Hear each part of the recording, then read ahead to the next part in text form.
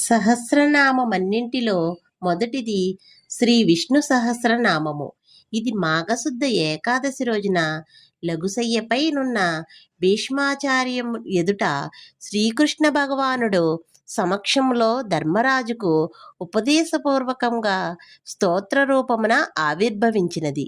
స్తోత్ర లక్షణములు: నమస్కారస్తదాశీశ్చ సిద్ధాంతోక్తి పరాక్రమ విభూతి ప్రార్థనా చేతి షడ్విధం స్తోత్ర లక్షణం అని శ్రీ శంకర భగవత్పాదులు నిర్వహించినట్లు. అంటే 6 రకాలవి.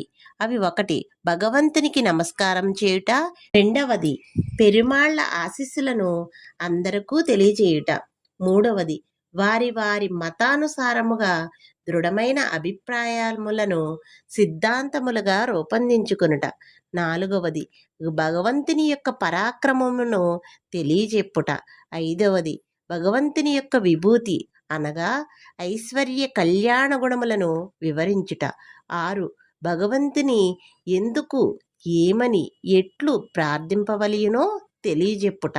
ఈ 6 లక్షణములు కలదే స్తోత్రములని శ్లోకమునకు అర్థం.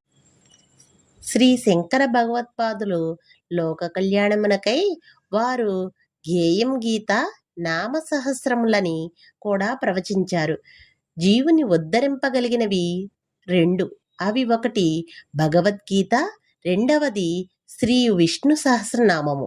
మనం ఈ రెండింటిలో ప్రస్తావించుకుంటున్నది 2వదైన దైవ శ్రీ విష్ణు సహస్రనామము.